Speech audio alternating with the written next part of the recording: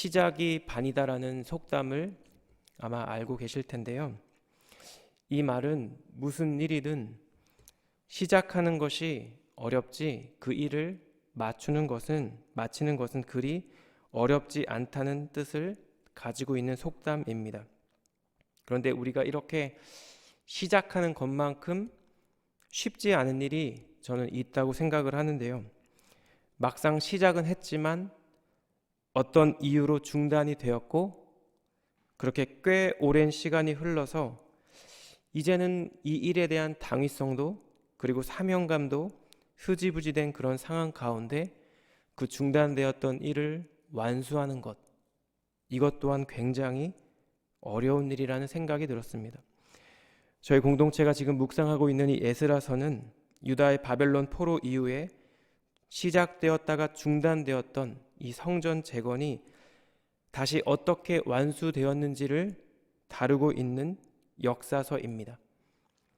유다 포로 귀환민들은 바벨론 포로 기간 약 70년이 세월이 흐른 후에 바사왕 고레스 왕의 해방령을 통해 꿈에 그리던 성전을 건축하게 됩니다. 하지만 곧바로 이 성전 재건 사업은 커다란 어려움에 직면하게 되는데요. 스룹바벨과 예수아가 이 성전 재건 동참 의사를 밝힌 이 사마리아인들의 이 제안을 거절하자 이 사마리아인들이 이 재건 사업을 방해하기 시작한 것입니다. 그들은 이 유다의 성전 건축이 제국의 보안과 안전에 위협이 된다는 이유를 내세워 아닥사스다 왕에게 고소문을 올렸고 결국 이 아닥사스다 왕의 명령에 의해 이 성전 재건 공사는 중지가 되고 말았습니다. 여러분, 성전 재건이 중지되었을 때 이 상황을 바라보던 유대 귀환민들의 마음은 어떠했을까요? 그들은 이 상황이 도저히 이해가 되지 않았을 것입니다. 왜냐하면 유대 포로민들의 귀환이 결정되고 고레스 왕, 당시 고대 근동의 가장 최강대국의 왕이 성전을 재건할 여러 여건들을 허락하는 이 상황을 지켜보며 그들은 이 모든 일들이 분명한 하나님의 인도하심, 하나님의 허락하심 가운데 있다는 확신이 있었을 것이기 때문입니다. 그런데 그렇게 시작된 성전 재건 공사가 중지가 됐고 하루하루의 시간이 흐르면서 다시 재개될 수도 있을 것이라는 그들의 기대는 점차 실망으로 바뀌었을 것이고 성전 재건에 대한 소망을 잃어버린 채 그들은 어느덧 자신들의 삶을 살고 있었을 것입니다. 그런데 그렇게 중단된 성전 재건 공사에 대한 소망이 이제는 희미해져 가던 어느 날 기적과 같이 이 성전 재건 공사가 다시 시작되고 맙니다.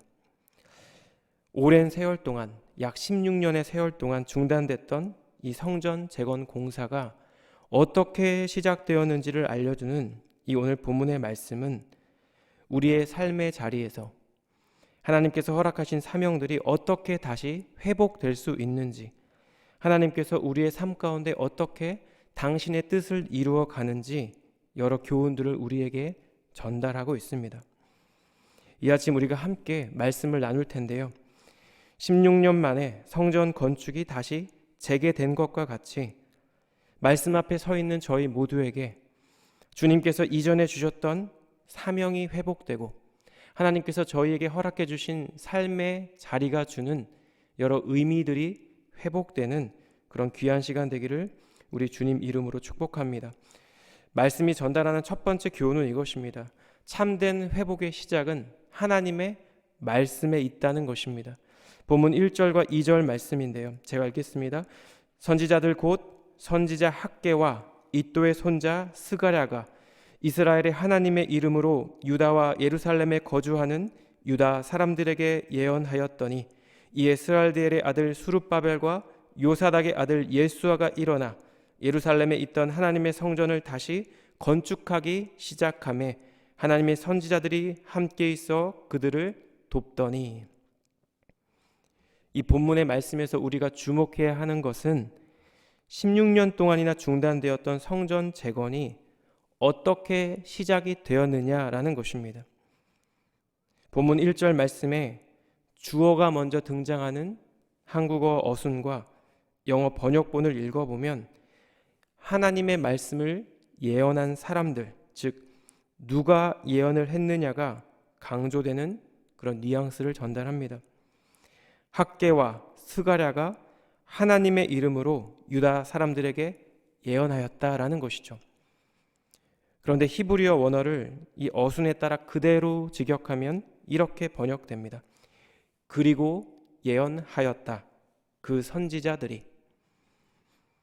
말씀을 전한 선지자들이 강조되는 것이 아니라 예언된 하나님의 말씀이 강조되고 있는 것입니다. 하나님의 예언의 말씀은 분명히 선지자들을 통해 전달되었지만 이 예언의 실질적인 주체이자 근원은 바로 하나님이 된다는 사실을 우리 독자들에게 강조하고 있는 것이죠.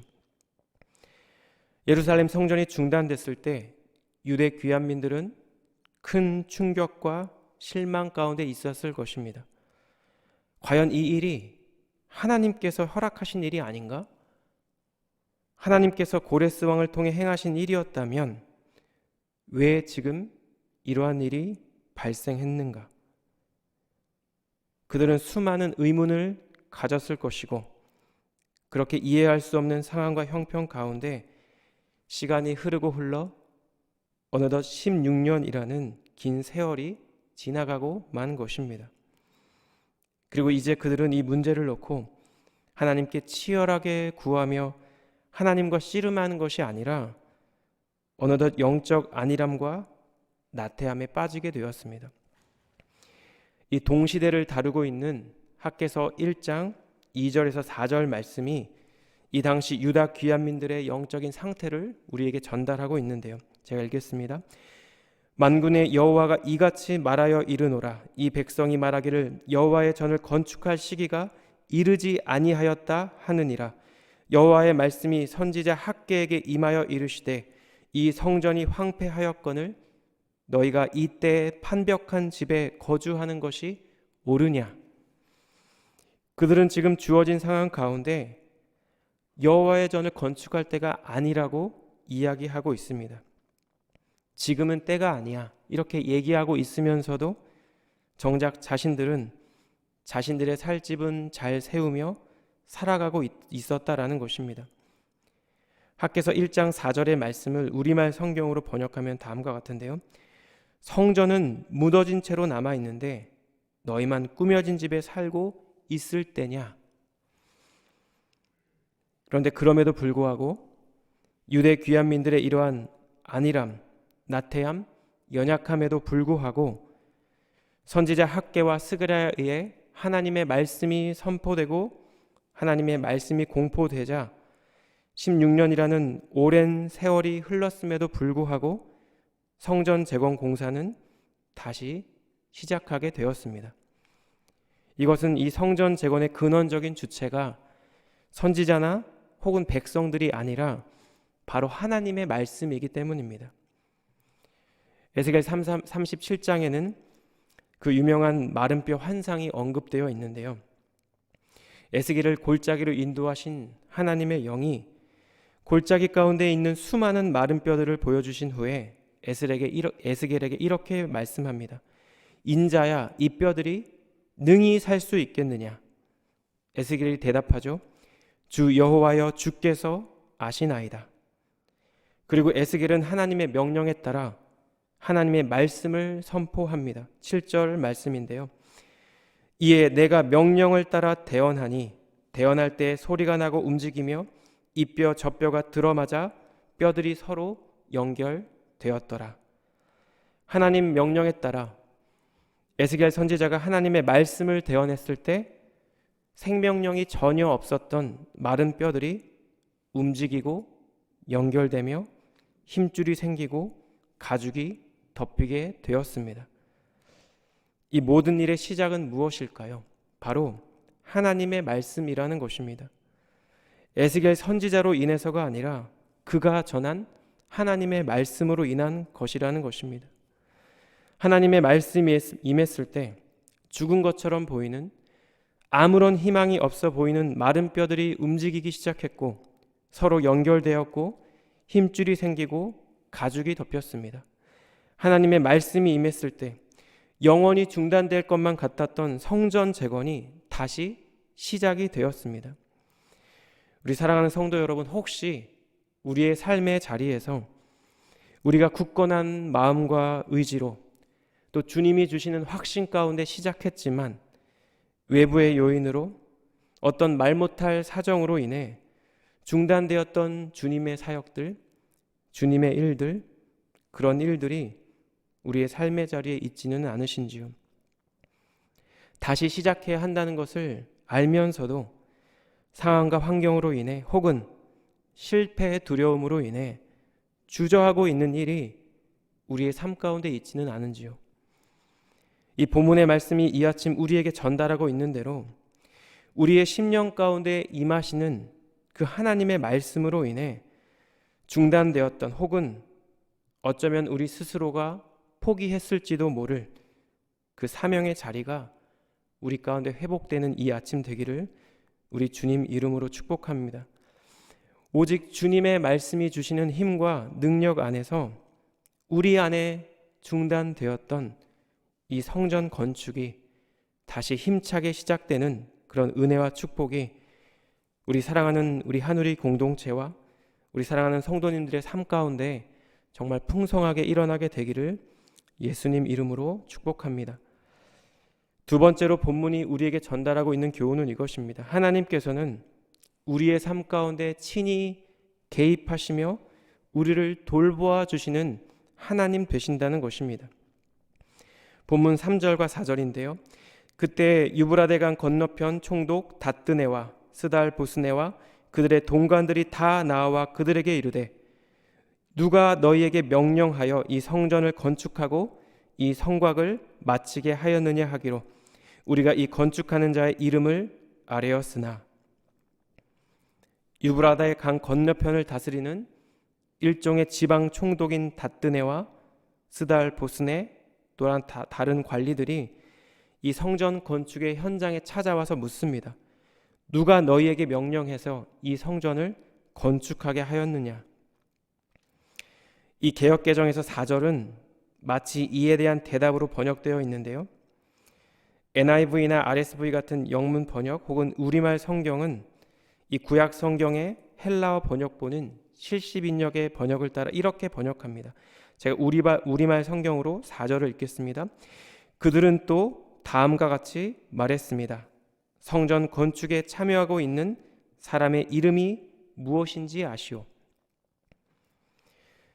사실 이와 같은 번역은 이 본문 9절과 10절에서 총독 다뜨네가 이 다리오 왕에게 올린 보고서 가운데 자신들이 성전 재건을 명령한 자 그리고 이 성전 재건 공사의 주동자를 물은 것과도 자연스럽게 매칭이 된다는데 근거를 둘 수 있습니다. 그런데 본문에서 중요한 내용은 이 총독 다뜨네 일행이 이 예루살렘까지 와서 성전 건축에 대한 조사를 하는 가운데 무엇을 물어보았느냐라는 것이 아니라 그들이 취한 조치가 무엇이며 이 일이 어떻게 되었는가라는 것입니다. 5절을 제가 읽겠습니다. 하나님이 유다 장로들을 돌보셨으므로 그들이 능히 공사를 막지 못하고 이 일을 다리오에게 아뢰고 그 답장이 오기를 기다렸더라. 그들이 취한 조치는 공사를 중단시키는 것이 아니라 이 일을 다리오 왕에게 보고하고 그 왕의 명령을 기다리는 것이었습니다. 이 저자 에스라는 그들이 이러한 조치를 취하게 된 근거와 원인이 바로 하나님께 있다라고 분명히 기록합니다. 하나님께서 유다 장로들을 돌보아 주셨다라는 것입니다. 본문 5절에 하나님이 유다 장로들을 돌보셨다라는 뜻의 히브리어 원어를 직역하면 하나님의 눈이 장로들의 위에 있었다라는 뜻이 됩니다. 전능하신 하나님, 성전 재건 공사를 다시 시작하신 그 하나님이 그 하나님의 눈이 장로들 위에 있었다라는 것입니다. 저희는 시편 곳곳에서 하나님의 전지전능하심, 그 초월적인 하나님의 존재를 노래하는 시편 기자의 고백을 많이 볼 수 있습니다. 그런데 우리가 그 고백을 자주 듣다 보면 우리도 모르게 우리의 생각과 마음에 잠습해 올 수 있는 한 가지 사상이 있는데요. 초월적인 존재인 전능한 창조주 하나님께서는 때로는 우리의 삶과는 아무런 상관없이 존재할지도 모른다는 그런 사상입니다. 이러한 사고방식을 우리는 이신론이라고 부르죠. 전능하신 하나님의 존재를 인정하지만 그분은 너무 높은 분이시기에 이 세상 일에 관여하지 않으시며 그저 이 세상은 그가 정하신 일정한 법칙에 따라 움직인다고 믿는 사상, 바로 이것이 이신론입니다.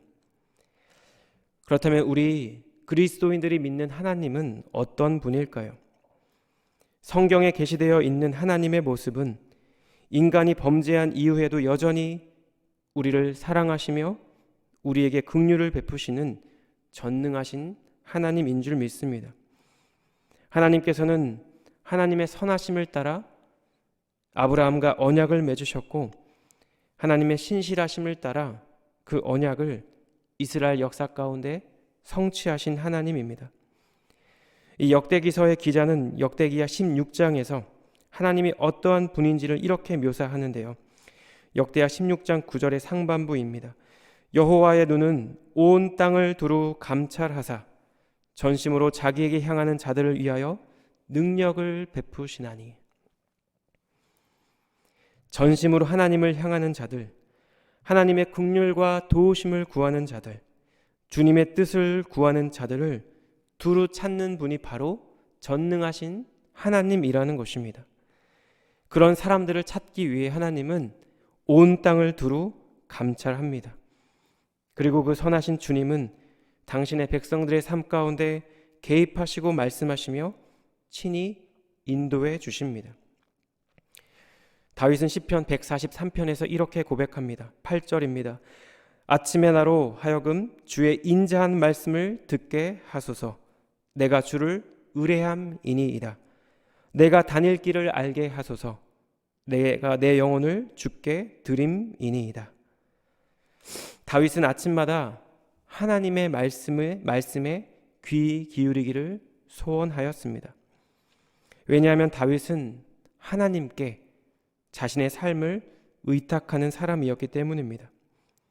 그는 자신의 영혼을 주님께 맡겨드리며 그가 가야 할 길, 그가 살아야 할 삶을 보여달라고 간절히 구했던 사람입니다. 그리고 하나님께서는 다윗의 요청대로 그의 평생의 삶 가운데 그의 삶을 신실하게 동행하시고 인도해 주셨습니다. 이스라엘 백성 장로들을 돌보아 주심으로 이 성전 재건 공사가 중단되지 않도록 일하셨던 그 하나님께서는 지금도 여전히 우리의 삶 가운데 함께 하시는 신실하신 하나님인 줄 믿습니다. 우리 안에 지속되어야 하는 이 회복의 역사가 중단되지 않도록 우리에게 힘을 주시고 능력을 베풀어 주시는 그 신실하신 하나님이 바로 나의 하나님, 우리의 하나님이라는 것입니다. 이 아침 그 신실하신 하나님에 대한 믿음의 고백이 회복되는 귀한 시간 되기를 우리 주님 이름으로 축복합니다. 우리가 앞서 함께 고백한 것처럼, 찬양한 것처럼 지금도 여전히 우리의 삶 가운데 일하시고 우리를 도우시는 그 주님과 동행하는 복된 하루 되기를 우리 주님 이름으로 축복합니다. 마지막으로 본문이 우리에게 전달하고 있는 교훈은 이것입니다. 우리 자신의 모습 가운데 하나님께로 돌이켜야 하는 우리의 죄와 연약함을 깨닫고 고백해야 한다는 것입니다. 본문 7절에서 17절까지의 이 긴 말씀은 사실 이 총독 다뜬의 무리가 다리오 왕에게 보고한 보고서의 내용입니다. 특히 11절부터는 이 성전 건축을 누가 명령했는지, 누가 건축했는지 묻는 질문에 이 유다 장로들의 답변이 기록되어 있는데요. 우리 11절과 12절을 우리 함께 읽겠습니다. 시작. 그들이 우리에게 대답하여 이르기를 우리는 천지의 하나님의 종이라 예전에 건축되었던 성전을 우리가 다시 건축하노라. 이는 본래 이스라엘의 큰 왕이 건축하여 완공한 것이었으나 우리 조상들이 하늘에 계신 하나님을 노엽게 하였으므로 하나님이 그들을 갈대아 사람 바벨론 왕 느부갓네살의 손에 넘기심에 그가 이 성전을 헐며 이 백성을 사로잡아 바벨론으로 옮겼더니. 이 예루살렘 성전은 BC 966년에 착공되어서 7년 만에 완공이 되었습니다. 그리고 586년에 바벨론에 의해 파괴되었다가 결국 본문에 등장하는 이 수룹바벨과 유대 귀한맨들에 의해 BC 516년에 재건됩니다. 이 에스라서와 학개서는 이렇게 파괴되었던 성전이 재건되었던 상황을 배경으로 하고 있는 역사서입니다. 그런데 본문의 말씀에서 중요한 것은 이러한 자신들의 역사를 바라보는 장로들의 역사 인식입니다. 그들은 12절에서 과거 예루살렘 성전이 파괴된 원인을 분명히 인식하고 있었습니다.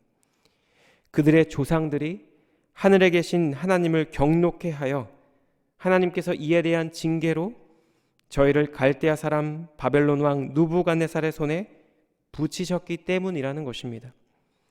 즉 그들은 남유다의 멸망 그리고 예루살렘 성전의 파괴의 원인을 당시 고대 근동의 최강대국이었던 바벨론의 침략에서 찾고 있지 않습니다.